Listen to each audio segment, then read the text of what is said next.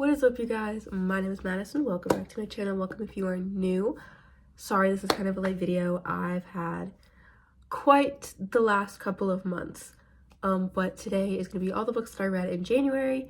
As far as I can tell, because it's currently February 13th, I'm not going to have nearly as many books. And I apologize for that, but a girl can only do what a girl can do.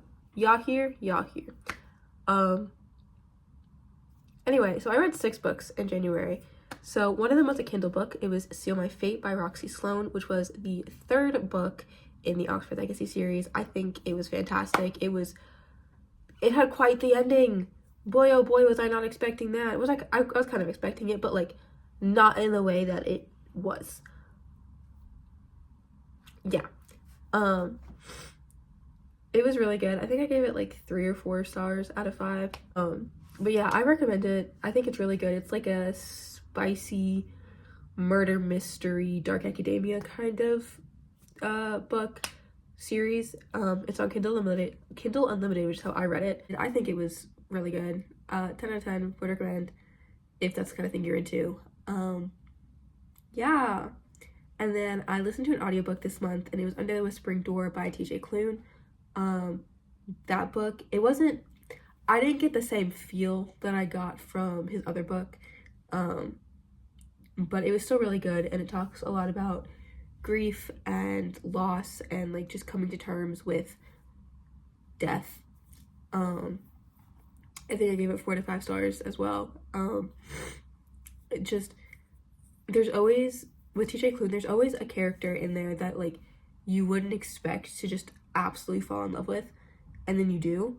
And then I love how all of his like lead characters, main characters, typically male, are like these like grumpy, like main, like I don't know how to describe it. Like it's not a grumpy sunshine book, because in Under the Whispering Door, I would say that they're both grumpy.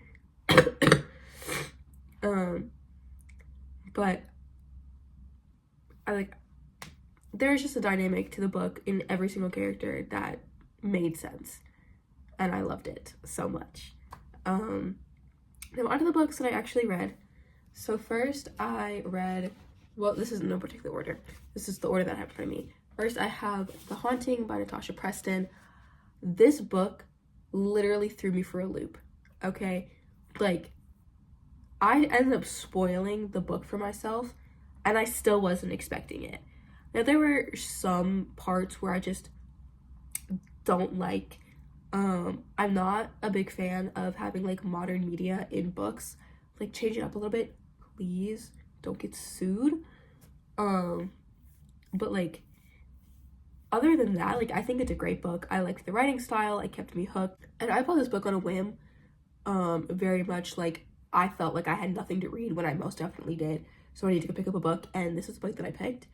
And it's, every like character has such an interesting dynamic, and it's like the ending, literally, like if I was a normal person, I probably would have been bawling my eyes out, because the ending is so devastating.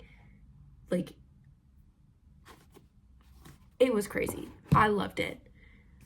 Next, I read You've Reached Sam by Dustin Tao. I buddy read this with my brother because I gifted him a paperback version, like a beautiful paperback version with pink sprayed edges.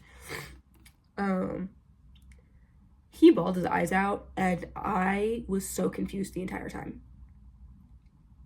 Like, I understood the concept of the book, and I understand that the book is trying to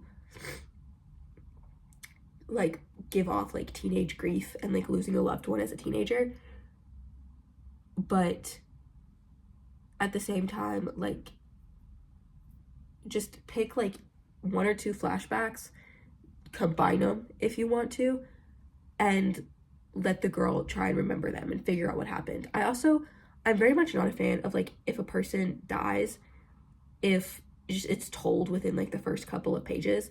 Like, let's work towards it, because then maybe we can figure out why the person is grieving the way they are. You feel? Yeah.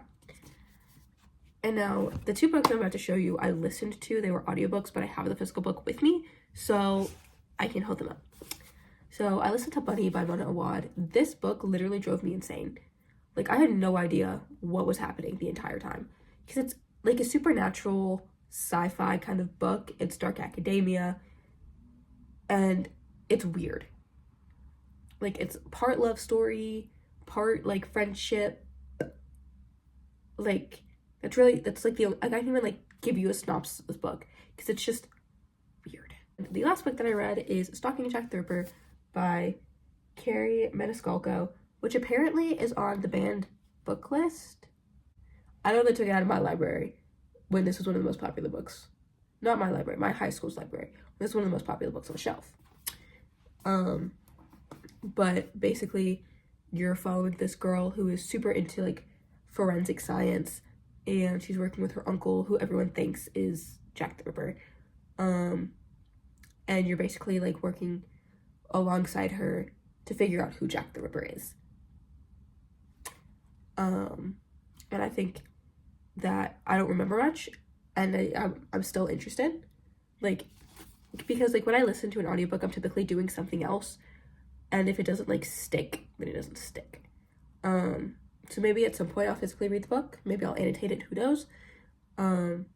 It might, like, be weird. Ooh, this guy looks pretty. This guy looks pretty. Anyway, maybe I'll catch on a little bit earlier, but who knows? Who knows? Yeah. And that's all the books that I read. I'm in the middle of a couple. So I'm in the middle of The Silent Patient, which is really interesting. And my mom spoiled it for me, but whatever. And then I'm in the middle of the first book of The School for Good and Evil, which I'm so interested. I love the movie. Like, it's one of my favorite movies of all time. I think it's so good. And then my audiobook is Bright Young Women, and my Kindle book is Always Watching, which is part of the Guardian series. And I believe I did put up my February TBR, which is only 4 books. But yeah, that is all for today's video. I hope you enjoyed. Make sure to like, comment, and subscribe down below. My social media also down below. As always, I apologize for the lighting and the way that I look. I just got off work. Anyway, yeah, that's all for today's video. Bye!